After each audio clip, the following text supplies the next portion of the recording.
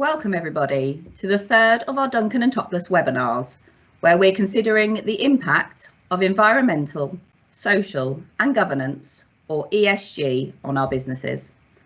I'm Sally-Anne Hurn, an Associate Assurance Director at Duncan and Topless, and I'm the Sustainability Lead here, and I'm a key part of developing our client services in this area. As I've said before, I've been working on the project team since the beginning of the year, and I believe it's a key part of the Duncan and Topless journey.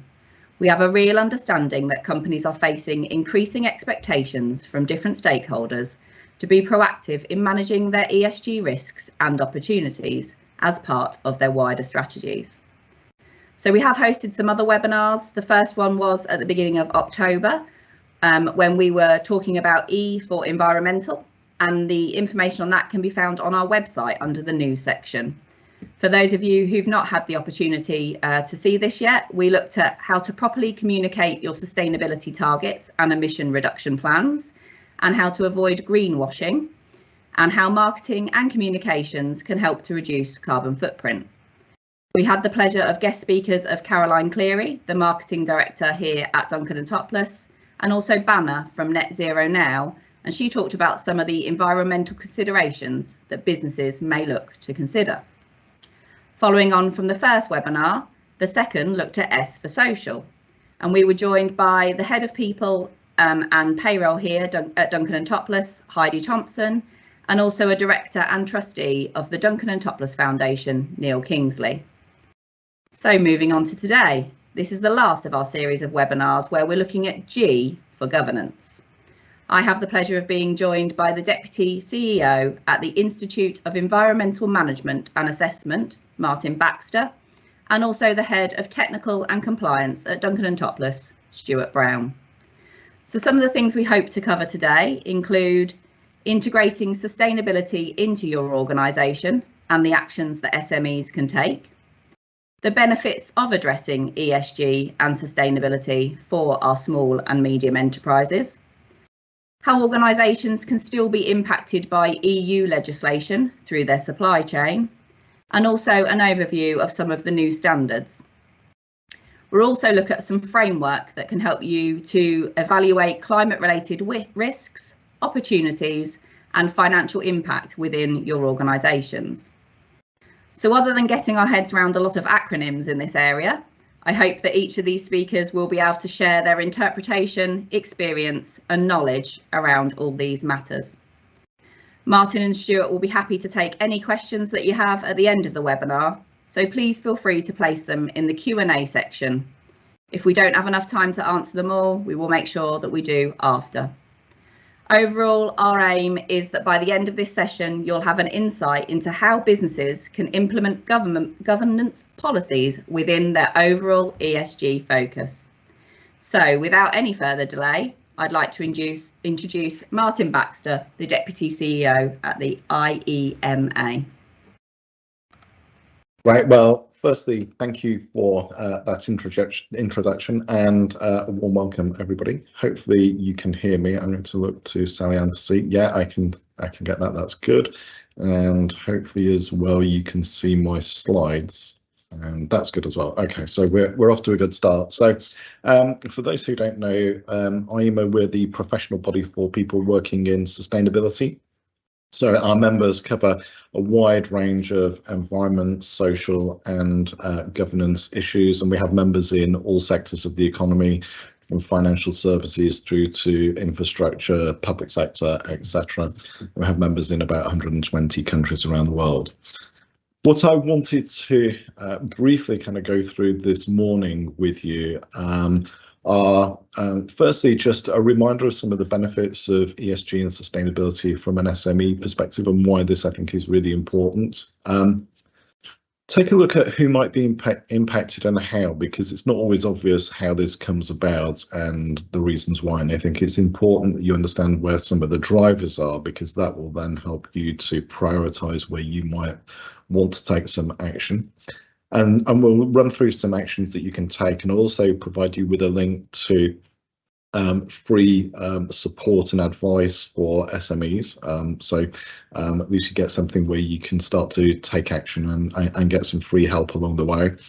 We'll then look at how to integrate this into some of your decision making, and in particular into some of your financial decision making. So I think, having a framework where you can start to see how some of these issues flow into real world decisions and impacts around cash flow, around where you might have investment, around your ability to raise capital, etc., and why these are coming down the track. And I think these are also going to be important as well. So that's what I'm aiming to cover, and then I'll be handing over to Stuart to go into some of the standards and emerging issues in more detail.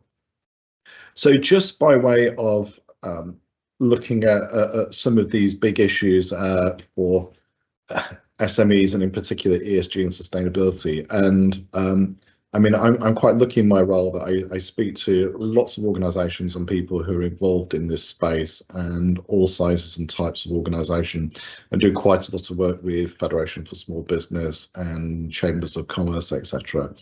And I think just one thing I'll preface before I go through these things is that there are a wide range of benefits and opportunities for addressing sustainability, but they will be different for different organisations depending on their customers, depending on where they happen to be based, depending on their sector. So there's no prescriptive formula to say these will all be really important for you, and they'll be in this particular priority order. But I think it's for you to work out what's important to you as an organisation, and crucially where you will be able to derive the most value.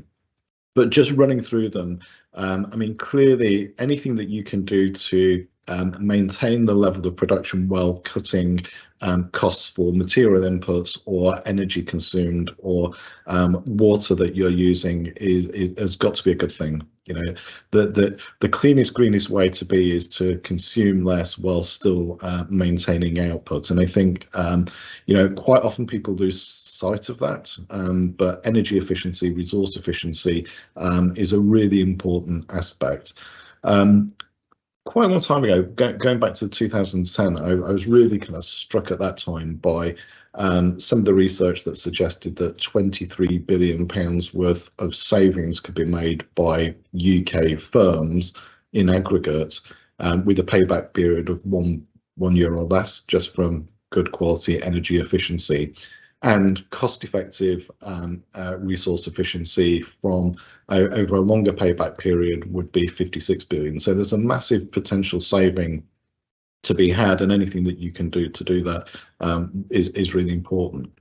I think the reality is that with ESG and sustainability, there is a big growth in customer expectations on sustainability performance.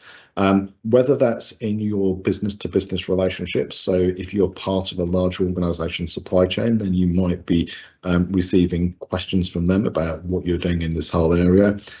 Equally, it's really important for customers and a growing customer base of, let's say, young people, and maybe they're not so young now because they've kind of, as people have had this built into education, issues around climate change and environment. Although they're not always directly written into the curriculum, nevertheless, there is much greater awareness from our consumer base about these issues, and where they have an opportunity to express a preference, particularly if it doesn't have to cost them more, then they will make that choice. Also, because it comes back to that customer, but also I think there's a really important one around organisations being able to retain and recruit talent. So there's a growing evidence base that in increasing numbers, people are asking about prospective employers what their views are on this. So I think, if you're looking to recruit and retain people, then in certain cases this can be really important. Clearly, there are new markets emerging, depending on whether you are involved in green and clean technology, for example, then that's important. But also, we're seeing, different technologies or different issues in terms of food and diet being driven from a sustainability perspective, creating new markets. So whether that's, plant-based foods, I think that's kind of been really interesting. When a long time ago, when I was a student, if people were going vegan, then typically that was about animal welfare. and that was the overriding issue. Now people are moving to plant-based diets primarily, but not solely, based on climate change and environment criteria. So there is this growing customer and consumer base, which is driving the development of new markets, and conversely shrinking other markets as well. There's obviously a big issue here around just, how you are as an organisation managing risk. I'll pick up on some of this a little bit later when I start to look at finance, but we are in a situation now where climate change is and the risk of climate change is growing faster than our adaptation activity. So we are becoming more vulnerable and less resilient to the extreme weather events that we're seeing. Lots of the country have already been inundated, so I'm quite sure that some of you on the call will be aware of that. Whether it was in Horncastle, whether it's in, if you're in agriculture, then being able to get machinery onto land to harvest crops, really difficult, or to plant them, or for seeds being washed out because you planted your kind of winter wheat and it's all washed out. There are lots of these, and we're going into a winter now where the ground is already inundated and the capacity for that ground to absorb lots more water. So, we are expecting, over time, warmer, wetter winters, hotter, drier summers, more extreme temperatures and rainfall, and our ability to cope is a challenge. There's also big issues around compliance. The laws and regulations are growing, not just in environment, but also a wide number of areas, and therefore ensuring that you can demonstrate your compliance and that you are complying by design, not by accident, I think is really important. And then finally, there's this issue around reputation. So, how you communicate about what you do, being authentic and transparent is really important. And the kind of that issue about greenwashing, if you do get caught out, it's not a good place to be. So don't get into that situation in the first place, I think would be the advice that we would give. So a range of different drivers, there might be more, but I think these are some of the key ones. And as I said at the start, depending on where you are in the value chain, depending on your sector, depending on where you are in your organisation's developments, then some of these will have greater resonance with others. And these do change over time. So just watching out for these, I think, is really important. In terms of move my slide on, how you might be impacted by some of the rules that are coming in. And I think it's fair to say that, we are, there's been a steady kind of increase in the requirements that are being placed on firms to make disclosures. Back in the kind of early 2010-11, actually we were involved in requirements that came through in the Companies Act on carbon disclosure. So that was something that we did a lot of work on. And actually what was interesting was that the cost benefit analysis that we informed into government was that companies that had strong management and reporting of their greenhouse gas emissions actually were able to take emissions reduction action that saved them money, and therefore there was a cost benefit or a kind of a benefit in that kind of cost benefit equation from that active management.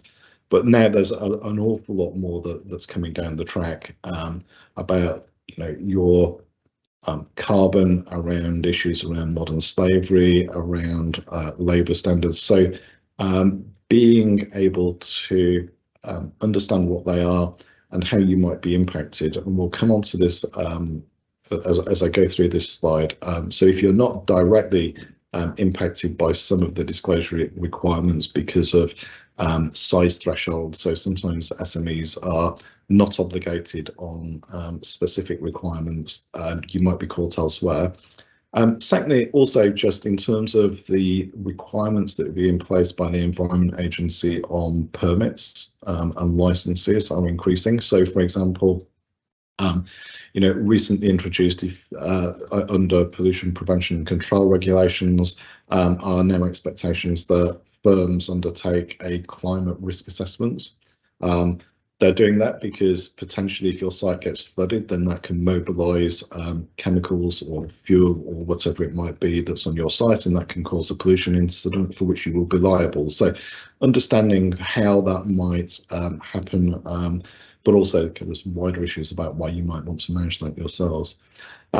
Interestingly, government has, over the last few years, started to recognise that it can shape what happens in the economy through its own procurement policies.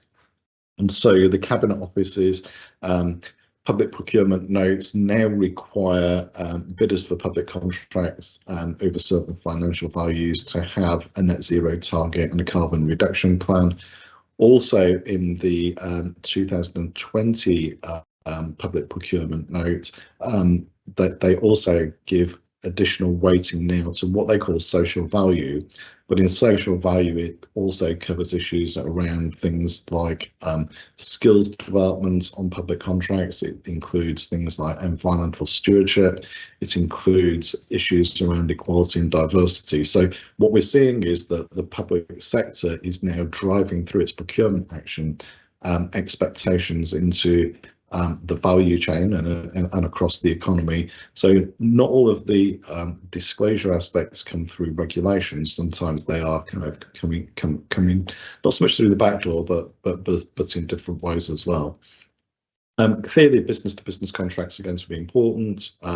Even we get this, if we're working with organisations, we often have to send through our kind of various policies and sometimes performance. Why this is important is that some of the disclosure requirements that are coming through and that Stuart will talk about do require large firms to account for impacts through their supply chain. So you might be an important, or you might even be only a small part of an organisation's overall indirect climate change impacts in terms of greenhouse gas emissions. However, new rules that are coming through mean that that company is going to have to account for your contribution in their reporting of what's called their scope 3, so their indirect greenhouse gas emissions. And that will be written, no doubt, into contracts. Also issues around labour standards as well, because companies are having to comply with modern slavery rules, and through that then works into their supply chains, and they have to have assurance on certain issues around performance. So you will start to see, I think, an enhancement, and you will already have it, I think, to a certain extent, but actually this is going to kind of grow in terms of because of new laws around due diligence, both here in the UK and in the EU, a wider field, then this is kind of putting obligations on firms to have assurance processes and transparency through whole supply chains, and therefore you're going to have to kind of provide information and data about what your contribution is through that. Final thing I put here is around product footprints, because there's one thing about knowing what you do as an organisation, but increasingly we're seeing now firms disclosing the carbon intensity, for example, of their products and services. I've seen this being required in government. So government saying, well, it's great what you're doing as a company, but what I'm really interested in is the carbon intensity of the computing and cloud-based hosting services that you're providing to us. And therefore, that company then has to kind of go through and look at all the kind of carbon issues associated with the products or service that they're providing. So I think that this is starting to emerge. It will be driven into contractual requirements over time. So being in a position to understand what this might mean for you as an organisation, being familiar with managing and understanding what some of this data is, and getting ahead of the game so that if you are asked for it, you're readily able to use that and provide that into your customer base, but also to use that to add, enhance your performance as well. So various action that you can take. Now, I said that there was a somewhere that you can get access to information and advice. So we're involved with something called the Business Climate Hub. and the URL is, I hope you can see that okay, at the bottom left. But this is a range of trade associations, so it includes the likes of the Food and Drink Federation, it includes Make UK manufacturers, it includes the Federation of Small Business, it includes IEMA, includes a number of banks, and it's supported by the government. And what this is a free service that provides a lot of detailed information about how you can start to put together a plan to tackle some of the issues around climate change, and in particular about the net zero transition. But it also provides you a lot of direct information around things like, well, if you're considering solar panels, then this is all the information that you need to know in order to be able to make a decision about whether this is going to be right for you. So there's help on cost benefit analysis, etc. Similarly, whether you're thinking of moving some or all of your vehicle fleet to be electric, then there's lots of detailed guidance and support on there, and heating as well. So if you are interested, well, hopefully you're interested because you're on this call, then there's some free advice here. But action, the sorts of things that you can start to do is, firstly, you need to understand a little bit about your organisation, why this is important and why it matters. Because if you understand that, then you're prepared to take action because you'll want to make improvements. And I think so understanding the drivers are really important. I mentioned earlier about recruiting and retaining. Oops. Have I come back? I think I did. I disappear? Okay. And can you see my slides? Okay. I can't, but I think they'll be. I can now. That's good. That's a bit weird. So understanding, what's going to motivate your people. Your people are a massive asset, and many of them will have some concerns about this. So getting some of those on board, really important, because I think you can start to drive and develop a plan around what you're going to do, get your people involved. Quite often, if you can start to take some practical action and measure it, you can start to see the benefits of it. And by seeing the benefits of it, then actually you want to kind of do this more. So I think, building up confidence by doing the right thing, and seeing the benefits is always a good thing. You might want to make public commitments around this. So, lots of organisations are making a commitment to become net zero over a certain period of time, and that helps to drive action. It's also a demonstration of intent, which could be really important in your customer base. Then, make a plan. What are we going to do? What do we need to do? Now, the really good thing about this site is that it gives you some drop-down lists that you can pop your sector details in and where you're based, and it will give you a skeleton plan. So you don't have to start thinking, what do I need to do? Actually, it will give you a whole series of actions that you, based on the sector and where you are, might want to take. It will link you into some of the support that's around.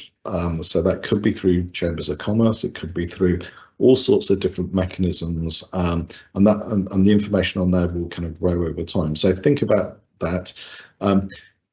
You can find finance to support this. I was really surprised at the back end of last year when I went to see a mainstream construction company, so not one of the massive ones, but a mid-tier construction firm.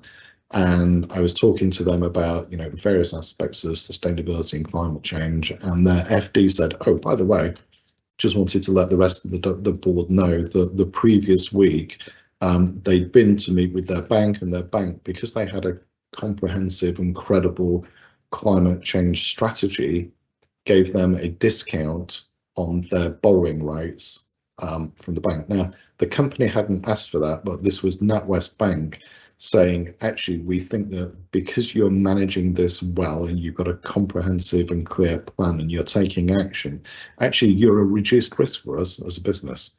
And if you're a reduced risk, then the cost of capital comes down, and therefore you can get a discount on your interest rate. So things like that, I think, are kind of well worth having. And then start to think, well, is there any benefit for us in being able to have an attestation or some kind of means by which we can demonstrate that we're doing the right thing? So you might want to consider third-party support or recognition So lots of things you can do, but I really encourage you to have a look at this site and begin that journey of making improvements. Final thing I wanted to cover in this particular kind of section is around a framework for understanding how you can start to evaluate potential impacts financially on your organisation from the challenges that are coming through. Now, this is kind of sounds a bit big business, and for some large firms, then climate-related financial disclosures are now a requirement in terms of reporting. So they have to kind of report on performance, on targets, on risks, etc., and the way in which they're governing things. But ultimately, underpinning all of this is an understanding of what the potential exposure might be to your organisation from a variety of climate-related issues. So I'm going to start at the top left where it says transition risks. So there are growing numbers of laws and regulations plus technologies which are emerging, which might create a risk for your organisation.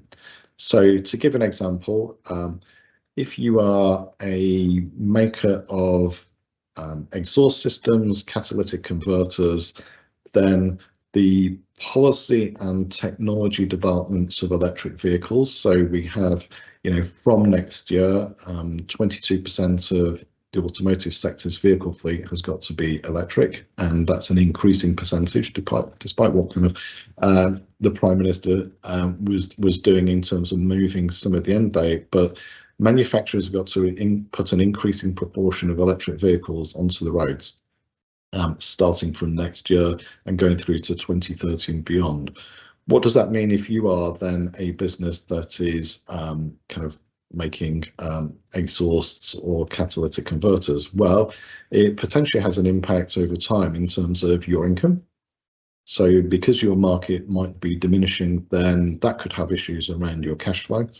It might also therefore be a question of, well, if we're a bank and we're lending into you as a business, what's the available capital that we're prepared to kind of lend in? And at what point do we say, actually, you're a business that is no longer going to be the size and scale, you're going to have to downshift at some point, and therefore that creates maybe a liability from what you thought were assets. So if you've got a factory that you've invested in that was going to be pumping out a certain volume of catalytic converters into the UK market at a particular rate, and you'd made an investment and the return on that investment was over 15 years, for example, then suddenly it might be that you've got a sunset clause or a sunset on that asset of maybe only 10 years. So then there's a question about when you might start to write off the value of some of that asset, and therefore that has kind of issues. So, and we can go through this in terms of those kind of policy and technology risks. So not just, big ones have been, think, coal-fired power stations, but equally you get into smaller organisations that might be part of a bigger organisation's supply chain, which is vulnerable. So that's really important. Physical risks as well, whether they are one-off events. So when we had record UK temperatures last year, Chester Zoo wasn't able to open because pavements around the site were melting, and you can't have members of the public coming onto site paying money on going on site and being kind of covered by melting tarmac, and so they had to shut. And that cost them a significant amount of foregone income that wasn't going to be recouped. So starting to understand where this might impact you, clearly from flooding, if you're involved in just-time manufacturing, then how certain are you that the supply chain and logistics to your site and for you to be able to then get your products to market aren't going to be badly hit by this. So starting to understand what those physical climate risks might be. Now, clearly there are opportunities as well. So whether that's around resource efficiency, energy, you might be developing products and services which are doing really well because you have some of the solutions, and therefore that can really help you to grow your organisation. But I think as a framework for starting to think, okay, well, how do we start to quantify what the potential financial risks might be and what the financial opportunities might be for us as an organisation, and we put that into a strategic plan and start to manage that. But ultimately, depending on the size of your organisation, you might have to disclose this in your annual report and accounts.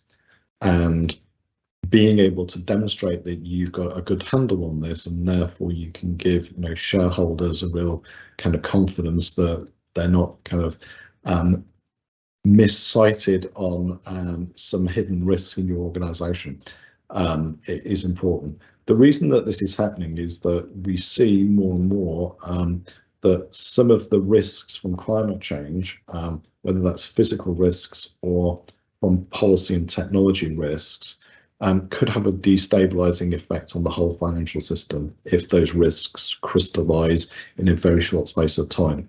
So a lot of this framework is being driven by the Bank of England. They're requiring banks and investors to undertake climate-related stress tests on their portfolios. There are various taxonomies around what does sustainable investing look like, which is then starting to determine the portfolios which investors are holding. And so you can see how this then moves from that kind of financial services sector and the finance sector into the real world economy. And then you being able to articulate back either to your customers because you're part of a supply chain, or directly into those who are investing in your organisation about what those risks might be. I think that becomes really important. So, So that gets to the end of my little intro, and I'm going to hand over, I don't know whether I'm handing back to Sally-Anne or over. Yes, I am. So I will stop sharing my screen and rejoin the session. Thank you very much for your presentation, Martin. Lots for SMEs to consider, and the framework certainly looks like a great way to start looking at this in terms of the climate-related risks and opportunities. The free support and advice on the Business Climate Hub also looks a great starting point for people to start to think about making an action plan. I think that governance is led from the top. I've had conversations with people even last week about how their board was not motivated by ESG matters. But given the figures you talked about, Martin, in terms of cost savings and then putting my accountant's hat on payback, I can't believe that a team of leaders would not be driven by that alone, let alone all the benefits for the environment. Also, the link to customers, and again, as you said, the recruitment and retention of staff is really big. I too have spoken to banks who are offering nil arrangement fees for loans if a project has a sustainable goal. It has to be something tangible, but there are banks out there that are looking to push these ideas forward. I've spoken before on these webinars about the actions that Duncan and Topless have taken, and the slides that you shared, Martin, are exactly the approach that we adopted. So we understood the basics of our business. We created a sustainability team internally with enthusiastic team members. We undertook our carbon accounting calculations, which are currently being accredited. And then we've asked for recommendations from our whole team. And we look forward to telling everybody more about them in the coming months. So next, over to Stuart Brown, my colleague here from Duncan and Topless, who is the head of technical and compliance. Thanks, Stuart. Thank you, Sally. Right. Can you see my slides? Brilliant, thank you. So yeah, thank you, Martin. That was really insightful, really interesting presentation there, and really got home the point that small businesses, SMEs, may be looking at developments in terms of requirements, regulatory changes. I think, oh, they're not for us at the moment, we can just ignore them. But that's not the case. There is this trickle-down effect. They'll find out their suppliers are wanting to know about their ESG information, or their policies, procedures, how they're going to look at the future, how they're going to future-proof themselves from the physical risk and the transition risk to a net zero economy. What I'm going to focus on are some of the regulatory changes, though, but as I say, these are important things for SMEs to at least be aware of at this stage. So 2023 has been a real pivotal year for standardization of ESG reporting. How do entities communicate governance? How do they communicate their ESG policies and procedures? Well, it's through that annual report, their financial statements, annual report. And there's been numerous different reporting methodologies or standards in place for some time, but they don't provide that absolute comparability required. A user of financial statements, of annual reports even, have a look at one company and see, okay, there's a lot of ESG sustainability information there. Look at another, okay, good, I understand that. But are they really comparable? And then users of these annual reports really need to understand understand one entity to the next. So the International Reporting Group at the ISSB, International Sustainability Standards Board, have launched initial 2 standards, IFRS S1 and S2. They cover the general requirements and also looking at the environmental requirements. The EU at the same time, roughly the same time, have released a whole encompassing body of 12 standards, covering all elements of ESG in one go. Currently under consultation as well until the 1st of December is the first international assurance standard on sustainability matters, this ISSA 5000, and that is still under consultation until the 1st of December, but it's something interesting for people to be aware of. So from an international viewpoint, on the 26th of June, the first 2 standards were released, and they are for certain entities, or depending on local jurisdictional rules, from the 1st of January 24.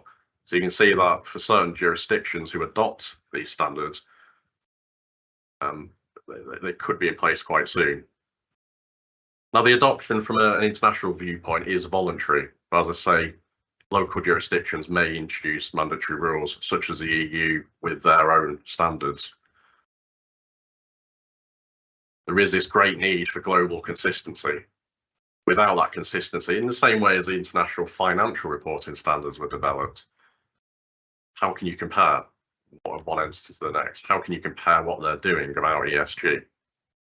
How are they doing, performing, not just what they intend to do, but how are they actually performing against their own requirements? And this really does herald a turning point for the disclosure of climate-related risks and opportunities. So the first 2 standards, the IFRS S1 and S2, build on the ISSB's objectives. These develop standards for a global baseline of sustainability disclosures to enable companies to provide comprehensive, decision-useful sustainability information and to drive that common language of sustainability disclosures. So S1 is a real scene setter. It really just provides a basis for everything else that is to come from the ISSB. And it covers the general requirements for the sustainability related financial information to be disclosed. This is based on the adopts the structure of the Task Force for Climate Related Financial Disclosures, the TCFD, which is an acronym that many of you may be aware of. So here's a full detail, but as a general overview, it will require entities to provide disclosures about the governance processes, looking at the strategy for managing sustainability on a risk basis, and the processes that an entity would use to identify, assess, prioritize, and monitor those risks and opportunities, and also how they're performing against their own targets or those required by law or regulation. S2 specifically looks at climate-related disclosures. And this is very much just the E elements of ESG at this stage. And this also incorporates the TCFD recommendations and guidance to look at providing not just general information or set standards, but also to look at the individual industries and make sure there are industry-specific disclosures in there to make that information, those disclosures, more useful to the user. In detail again here in terms of S2, very much the same as S1, but focusing on the climate related elements.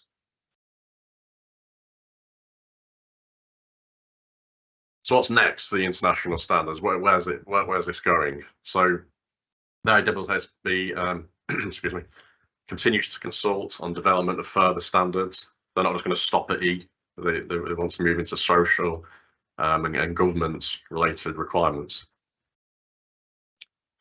Now, these standards haven't actually been formally adopted by the UK as of today, but that is very likely. The UK sustainability disclosure standards are intended to be formalised by July next year, and very much expected, very in a similar way as UK auditing standards are very, very closely aligned to the international auditing standards. If anything, we'll see some additional requirements in the UK. But this is expected for listed companies for periods starting on 1st of January 2025. And as mentioned before, these listed companies act as suppliers for many SMEs, and in turn, they will want that information from their suppliers who are SMEs to enable them to hit their regulatory requirements. So moving to the EU, and we have a European Sustainability Reporting Standards, ESRSs. A little bit later in the summer, the EU released their own more comprehensive set of standards. In fact, there are 12 standards being released in one go. I mean, it's quite a shock probably for those users who have to be completely compliant with all of these standards in one go. There are 2 cross-cutting general requirement standards and then general disclosure standards. 5 separate standards that focus purely on the environment. So you have a standard looking at the climate, pollution, water resources, biodiversity, and the use of resource. There are 4 social standards. So 1 looking at an entity's own workforce, workers in the value chain then, affected communities, so looking at the social impact of that business in the communities it interacts with, and then also in consumers. And then 1 governance standard looking at business conduct. I do find it's really interesting in terms of how they really have picked out these specific areas, and they are truly considering all the different aspects.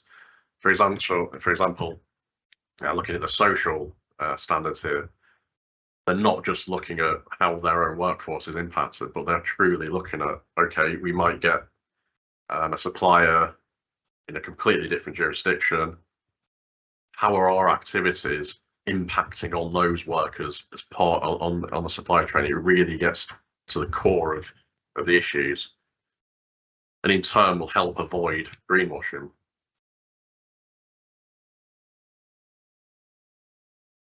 So we should also consider the impact these standards may have on some UK businesses.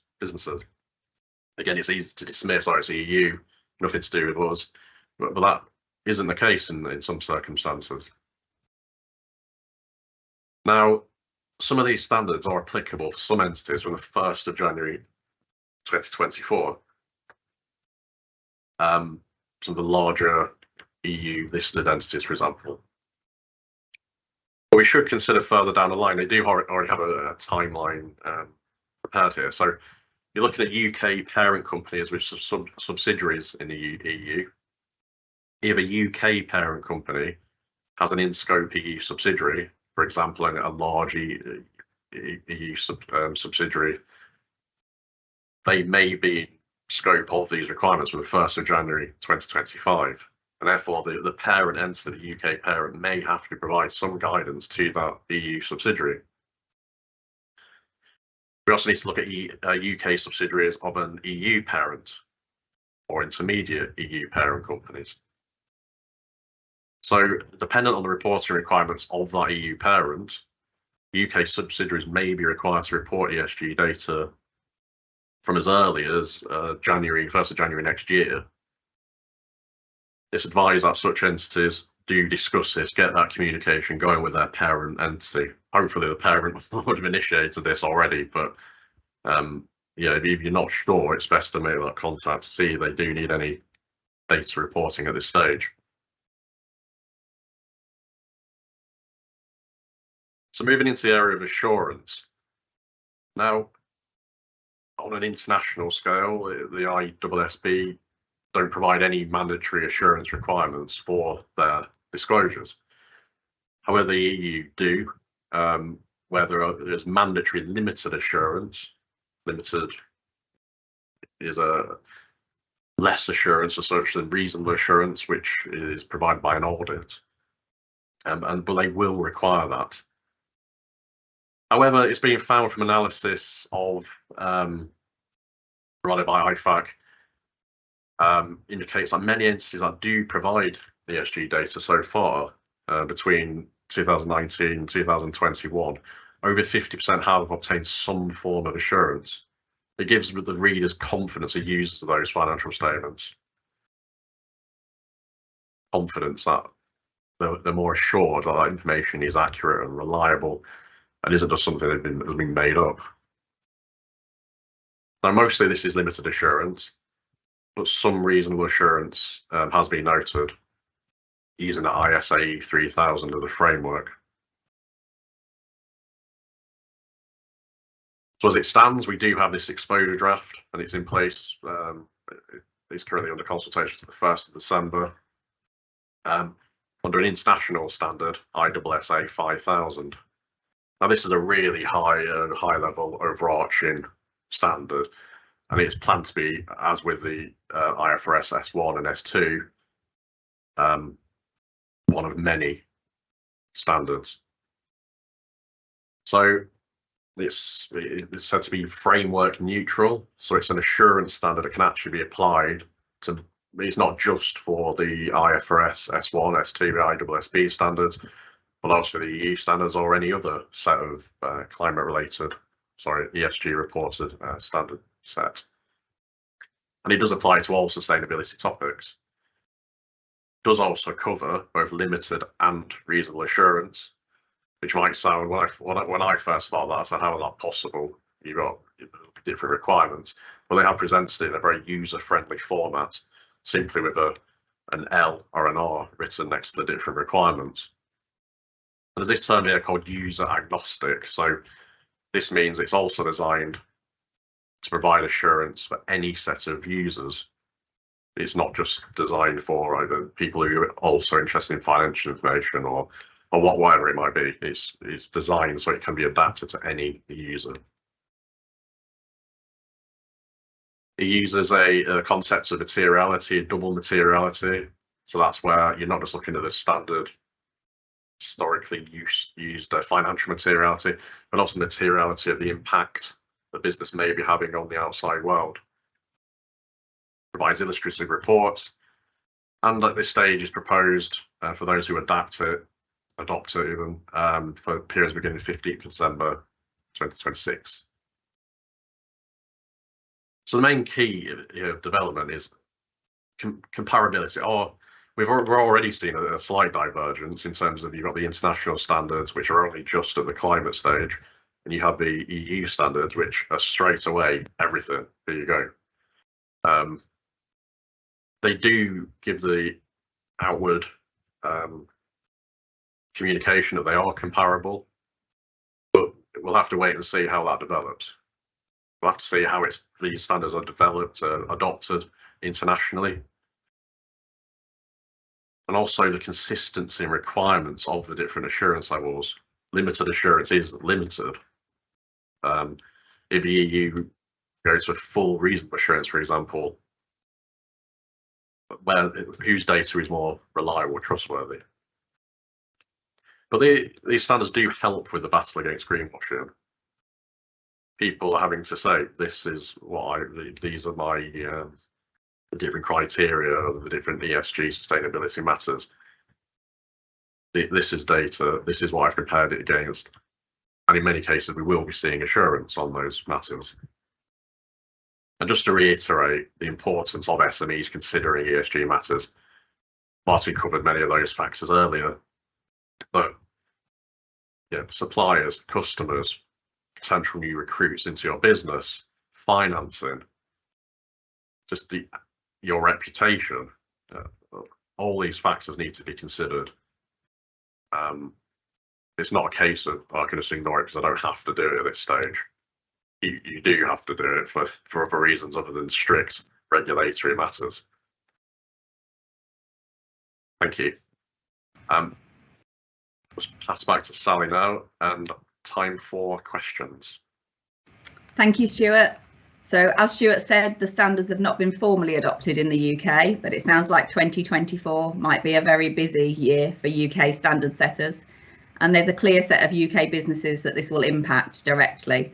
And as we've said, it doesn't look like it's anybody, it doesn't look like it excludes the SMEs. So as Stuart said, on to questions. We have a few. I'll start with Stuart. What are your concerns relating to sustainability reporting? I think it comes to the reality of consistency, and just we're seeing these standards, we haven't seen them used yet, and they need to be consistent. They need to give a user of those financial reports, those annual reports, they need to be able to understand, and one entity to the next, are they consistent? Are they actually telling me what I need to know? I'm sure I read or heard in another webinar something where different industries were rated on completely different metrics, and you ended up with like oil producers being rated as really ESG positive compared to industries which are inherently green. So they're almost not comparable, you know. Absolutely. So I'm just concerned they won't be comparable. But this is the international standards being released, the standardization of assurance. It surely got to help with this consistency.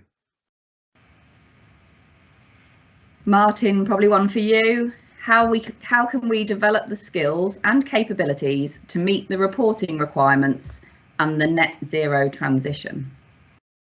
Yeah, good question. I think building internal capability to deal with this, I think, is really important. And listening to Stuart, and particularly, I'll address the question in a minute, but when I was listening to Stuart and he was going through all the EU, actually, I think if you look at that and you'd say those are characteristics of a really well-run organisation. And if you view this as how can we be a really well-run organisation that's got the data and insights into all of these matters, actually, I think you can drive value through that. And then depending on whatever reporting requirements or customer information needs come at you, actually, you've got that data to hand because that's how you're going to manage your business. And I think if you take that approach, then developing the internal capability to do that well, draw the insights and take action is really important. Obviously, as a professional body, IEMA, we've got lots of training that helps organisations to develop that internal capability. And we know that in the financial services sector, the accountants and kind of financial advisors are starting to develop ESG skills and capabilities so they can build it into their roles as well. We use a phrase, all jobs greener, because building up organisational capability to drive sustainability into your procurement processes, to build it into your design, to build it into your operational delivery. It's not just going to be, somebody who is responsible for sustainability that's going to carry everything in the organisation and deliver the value and the change that's necessary. So I think it's that holistic approach. And some of the training that's available will really help you to build up the skills that you need to be able to take that action. Okay, probably another one for Stuart. Thank you, Martin. Why should SMEs consider sustainability reporting when it's not formally required at the moment? Thanks, Sally. I think Martin covered this very well, and I made mention of it in my slides also. Where do you begin? He covers every aspect. They're not formally required, but to get better relationships with suppliers, customers, potential new recruits, financing, I think ESG sustainability matters are going to influence all of those elements. So they can be in top, or at least have an understanding of their own position at this time. They'll only get benefit from that. And it will set them up well when they are required to report on these matters, because I'm sure that will happen. So I think the timeline is already there for EU business, for example. Okay, another one. What role do you think governance plays in ensuring that greenwashing is minimised? Stuart, do you want to take that one, and then we'll see if Martin has anything to add? Yeah. It's not really understanding your own business again.